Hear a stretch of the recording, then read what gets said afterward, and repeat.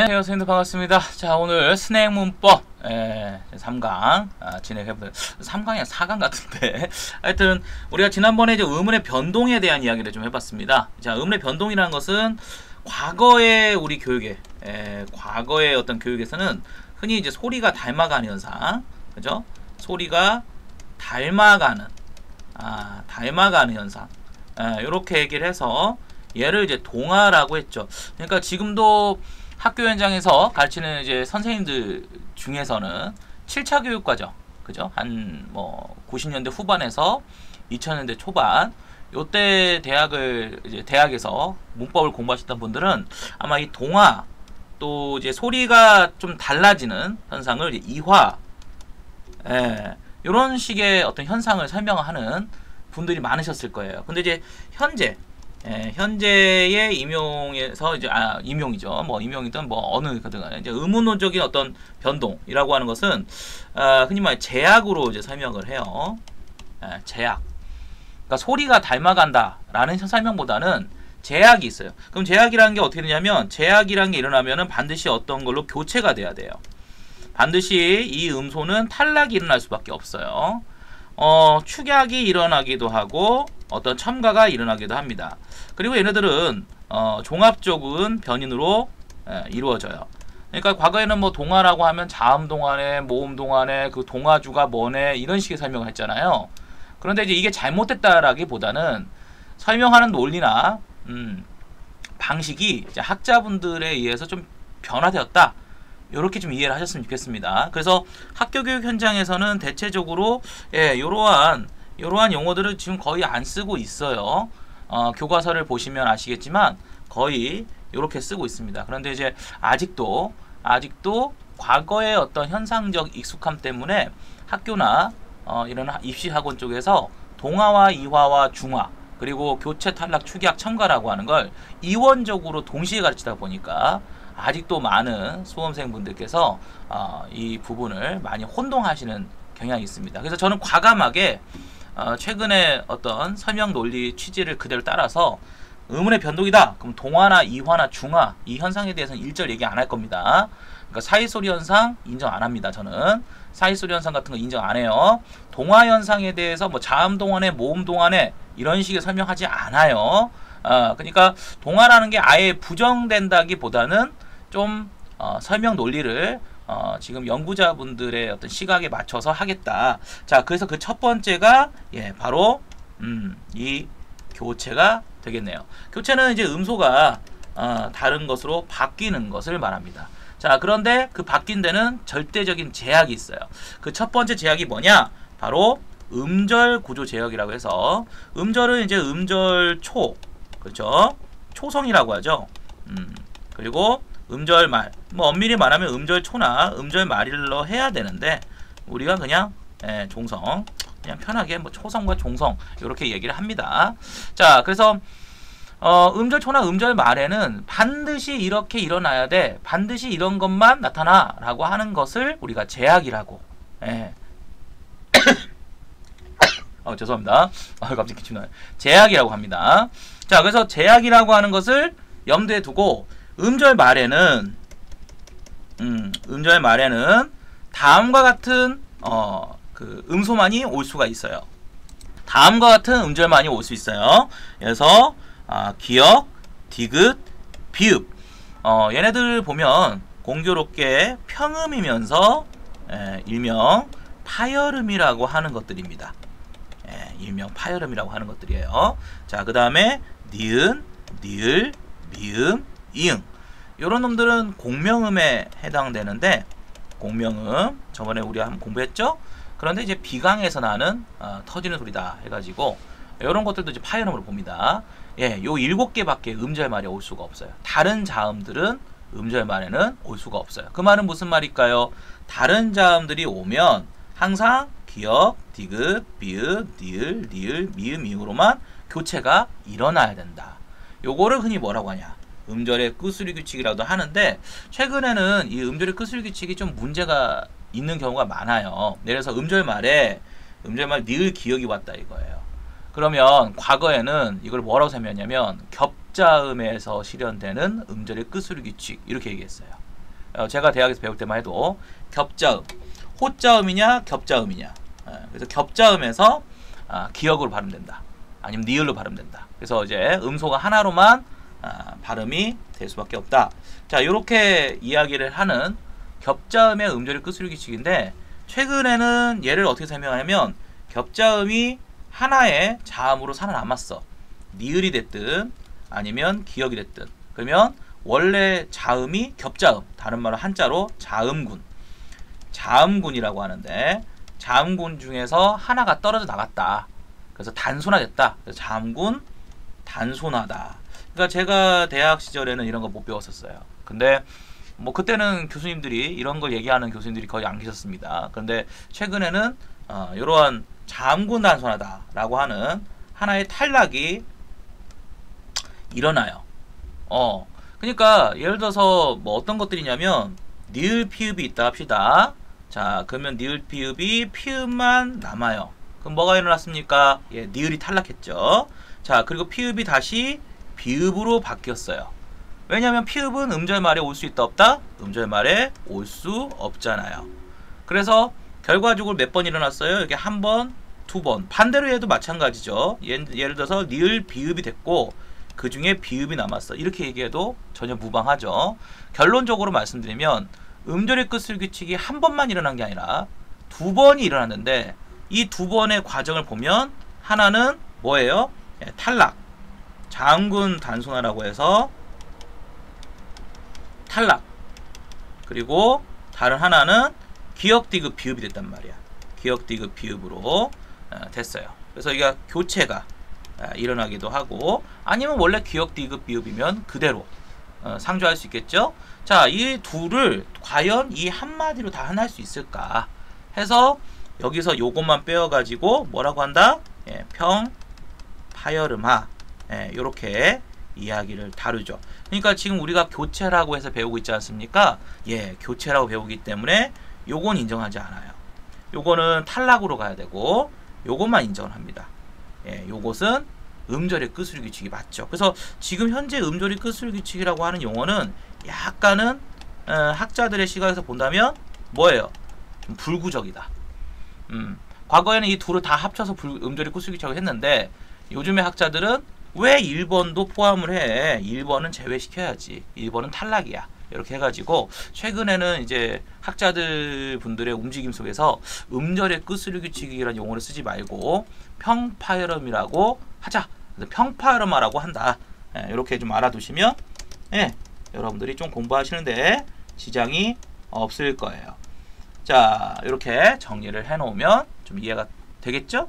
자, 그래서 예를 들어 제약이라고 하는 거, 그러니까 반드시 의문론적으로 그런 현상이 일어날 수밖에 없는 제약, 여기도 제약이라는 말을 쓰고 있죠. 제약이라는 말을 씁니다. 이러면서 이제 학자들이 A라는 학자에서 학자분들에서 이제 B라는 학자로 세대가 이제 교체가 되면서 세대 교체가 되면서 이제 그런 교육 내용 가치도 달라지기 마련인데, 요게 지금 보니까 좀 뭐라고 할까, 공부가 약간 옛날에 저와 같은 세대에서 옛날 교육을 좀 받았던 선생님들께서 요거를 정확하게 설명을 안 해주시거나 좀 모르고 계시는 분들이 계시는 것 같아요. 이쪽은 좀 잘 규정해 놓으면 좋을 것 같습니다. 자, 넘어가 볼까요? 자, 그런 점에서 본다면 이번에는 반모음화라고 하는 게 있어요. 자, 여기 한번 봅시다. 자, 여기를 보시면 이기어라가 이겨라가 됐어요. 그러니까 이거 보면 하나, 둘, 셋, 네 개가 하나, 둘, 세 개가 됐습니다. 그렇죠? 그래서 과거에는 이렇게 뭔가 줄었단 말이야. 줄은 걸 뭐라고 하냐? 예, 축약이라고 이야기를 했었어요. 축약이라고. 이게 과거에 역시 또 같은 논리죠. 앞에 논리와 똑같아요. 과거에 우리가, 과거라고 하는 게 저의 세대예요. 그러니까 요즘에 왜 문법이 가르치기 힘드냐?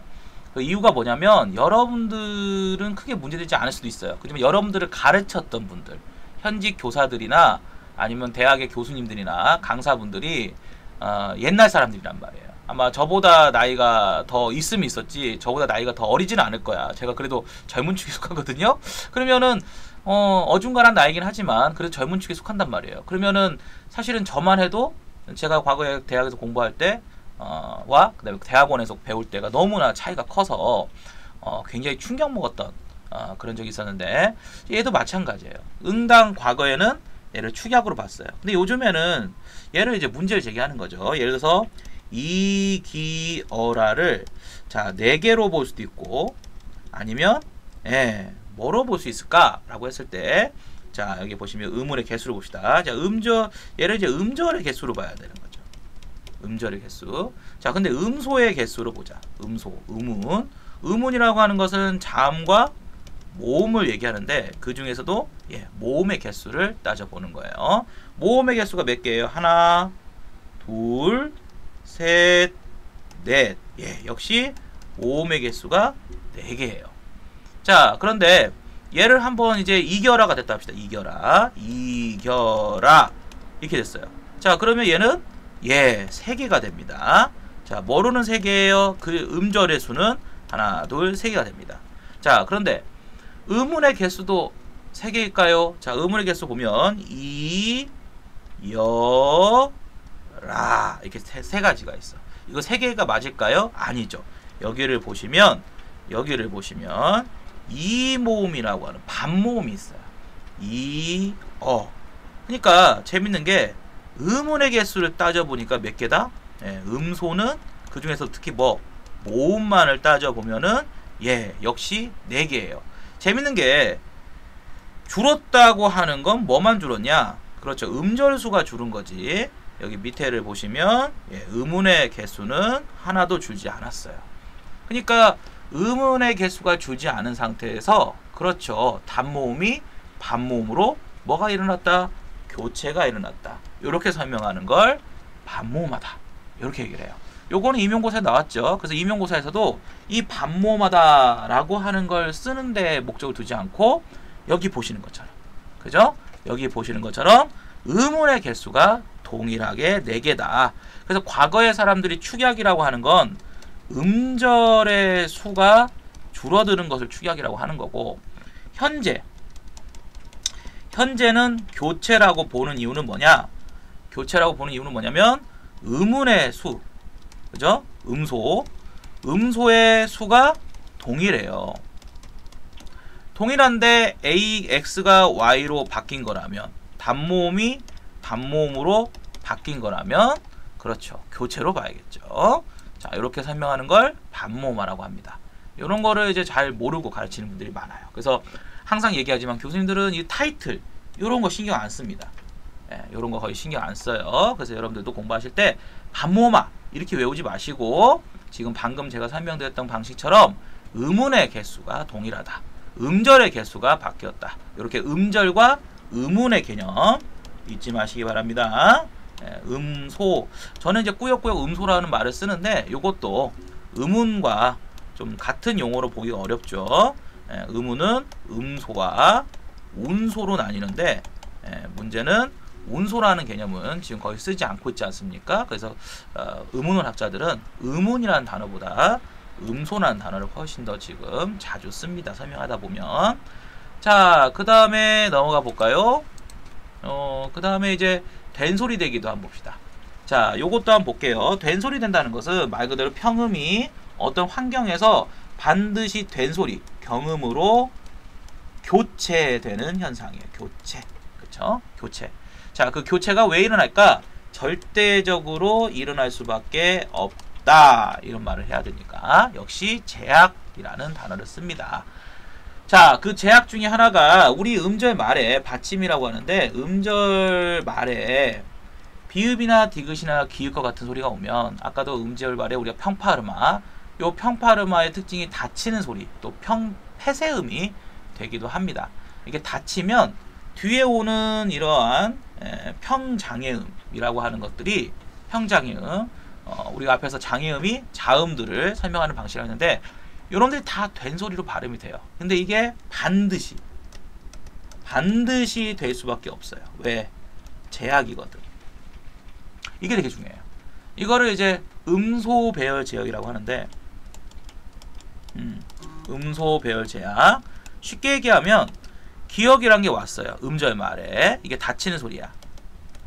닫히는 소리인데 이 뒤에 에서 비읍이 왔어요. 그러면 이 비읍이라고 하는 놈이 닫히는 소리 뒤에서 극 이렇게 닫히면 뒤에서의 발음은 온건하게 나지 않고 뿌 이렇게 발음돼요. 그러니까 여기 있는 것들의 특징이 뭐냐면 뿌, 뜨, 끄, 쓰, 쯔. 자, 뭐가 있습니까? 그렇죠. 된 소리가 있는 것들, 된 소리에 이제 해당되는 음소가 있는 것들만 해당이 돼요. 히읗이라든지, 그렇죠? 니은이라든지 이런 놈들은 일어나지 않고 오로지 평음이면서 장애음인데 그 중에서도 경음을 가지고 있는 음소들, 요런 음소들만 반드시 이렇게 음절 말에 닫힌 소리 뒤에서는 평장애음이 아니라 경음으로 발음될 수밖에 없다. 이렇게 설명하는 방식을 제약이라고 합니다. 그러니까 이런 식의 정사면 방식을 배운 사람이 최근에 대학원이나 이런 뭐 대학에서는 그래도 배운 사람이 있겠지만 뭐 제가 공부하던 시절만 해도 제약이라는 단어는 거의 들어본 적이 없기 때문에 이런 것들이 상당히 이제 그동안에 어떤 연구자들의 실제 변화되는 거죠. 자, 그런데 여기 보시면 2번, 3번, 4번, 5번 한번 볼게요. 이놈들은 좀 재밌는 게 왜 그러냐면은 용언의 어간의 말음, 또 용언의 뭐 받침, 말음, 이걸 받침이라고도 하고 말음이라고도 합니다. 혹시 현장 가시면 말음이라고 나와요. 그 다음에 한자어, 그다음에 관형사형. 자, 보시면 용언의 어간 말음이라든지 또 한자어라든지 또 관형사형, 리을, 뒤읒이라든지 또 여기서 하나 더 추가하자면 여기는 안 나와 있는데 어근끼리의 결합에서 예를 들어 볼게요. 초하고 불이 결합되면 어떻게 발음될까요? 예, 초, 뿔 이렇게 발음되죠. 보이십니까? 자, 이런 사례들은 어근과 어근이 결합된 사례들이에요. 뭐 옛날에는 이걸 이제 뭐 합성어 환경이라고 해가지고 그냥 사이소리 현상 이렇게 설명하긴 했는데 요걸 제가 아까 말했죠. 이거 인정 안 한다고 제가 요걸 인정 안 합니다. 요걸 인정 안 하기 때문에 제가 지금 설명한 것처럼 어근끼리 결합했는데 뭐가 교체가 일어났어? 비읍에서 된 소리로 비읍이. 요즘엔 이렇게 가르쳐요. 혹시라도 여러분들이 올드하게 배운 적이 있어가지고 올드한 것을 지금 주장하시면 안 됩니다. 자, 이런 것들은 보시다시피 어떤 어휘라든지 또 용언의 활용형이라든지 이렇게 음운이 아니에요. 음운에 대한 어떤 환경이 아닙니다. 그렇죠? 얘가 이제 음운론 쪽, 이걸 이제 음운론 쪽 환경이라고 하는데 여기서 그것을 비음운론적 환경이다. 이렇게 설명을 해요.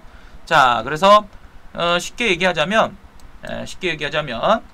1번과 나머지 이렇게 해서 1번은 음운론적, 음소에 의한 음운론적 교체가 일어나는 것이고 얘는 비음운론적 교체가 일어난다. 그래서 제가 이걸 비유하자면 이제 관사에 가깝다. 머리에 쓰는 관사에 가깝다 이렇게 얘기하는데 왜 그러냐면은 자, 어간 말음의 비음이죠. 어간 말음이 비음으로 끝났다. 자, 어간 그 다음에 한자어인데 유음으로 끝났다. 그죠? 그 다음에 관형사형 니을로 끝났다. 그 다음에 마지막에 어근길인데 요거를 우리가 사이소리 현상이라고 하죠. 옛날이죠. 이해하기 편하게 그냥 사이소리 현상 현상이라고 해서 그냥 비유하자면 비유, 관, 사 이렇게 그냥 외워서 비의문론적 환경을 제가 이제 좀 외우게 하는데 뭐 여러분들이 더 좋은 방법 있으면 더 좋은 방법을 외우시면 좋을 것 같아요. 자, 그래서 제일 중요한 것은 된소리 대기와 사이수 현상을 구분해서 설명했던 옛날 90년대의 설명 방식이 아니라 결국 얘네들은 이제 교체라고 하는 이러한 테두리 안에서 설명할 수가 있다. 이렇게 설명하면 되겠죠. 되셨나요? 자, 그래서 제일 첫 번째 우리가 교체가 많아요. 좀 끊어서 하겠습니다. 제일 첫 번째, 교체의 음절 규칙, 다른 말로는 우리가 뭐라고 한다고? 평파열음화. 평파열음화. 물론 장군 단순화를 좀 배제시키고 교체로만 얘기한다면 평파열음화. 자, 그 다음에 반모음화는 무엇의 수가 동일하다? 예, 음운의 개수가 동일하다. 그래서 반모음화, 즉 단모음이 반모음으로 교체됐다. 이렇게 설명해서 음절의 수가 줄어들었다라고 축약이라고 했던 과거의 논자들에게 좀 다른 설명 방식을 요즘에 다시 제기하고 있습니다. 자, 그 다음에 교체대기 중에서 된소리 대기인데 가장 신경 써야 될 것은 사이소리 현상이라고 해서 별도 현상으로 상정시켰던 것들조차도 음절의 어떤 초에서 이렇게 뭔가 된소리로 발음되는 촛불과 같은 이런 양상들을 보건대 역시나 형태론적으로 봤을 때 어근끼리 결합되는 환경에서도 된소리가 된다. 이렇게 설명해버리면 사이소리 현상이 붕괴된다고 하고 이 가르치지 않는다고 해서 문제될 소지가 하나도 없죠. 그래서 음운론적 환경과 비음운론적 환경 이렇게 총 두 놈을 나눠서 설명한다. 자, 비유하자면 뭐에 가깝다고요? 비유하면 관사, 비유하면 관사, 비유하면 관사. 이제 주입시다, 주입시. 이렇게 해서 여러분들이 된소리 되기 경음악까지 공부했다고 보시면 되겠습니다. 자, 그러면 교체가 많아서 다른 현상에 비해서 교체가 많기 때문에 좀 끊었다가 역시 2부로 찾아뵙도록 하겠습니다. 좀 이따가 올게요.